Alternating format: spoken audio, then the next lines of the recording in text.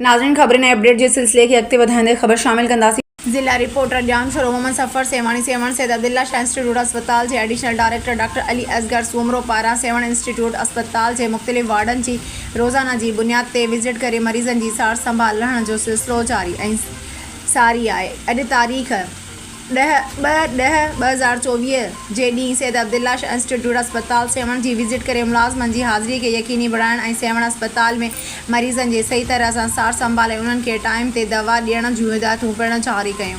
जॾहिं त मुलाज़मन के सख़्ती सां हिदायतूं ॾिनियूं। एडिशनल डायरेक्टर जो इंस्टीट्यूट अस्पताल से मुलाज़मन के वधीक चवण हो त जेकॾहिं अव्हां जे ख़िलाफ़ कंहिं बि मरीज़ शिकायत कई तो उन मुलाज़िम के खिलाफ़ कानूनी कदम खयो वेंदो। जॾहिं त additional director Syed Abdullah Shah institute अस्पताल सेवण डॉक्टर अली असगर सूमरो पारां अस्पताल में दाख़िल मरीज़न खां मुलाज़मन ऐं डॉक्टरनि के रवैयनि बाबति पुछा गाछा पिणु कई ऐं मरीज़न के दवा बाबति भी ॼाण वरिती। जॾहिं त additional director Syed Abdullah Shah institute अस्पताल सेवण डॉक्टर अली असगर सूमरो जी अहिड़े क़दम के इन अस्पताल में दाख़िल मरीज़ उन्हनि सां गॾु आयल अवाम पिणु तारीफ़ूं कयूं ऐं डायरेक्टर अली असगर सूमरो के दुआऊं ॾिनियूं।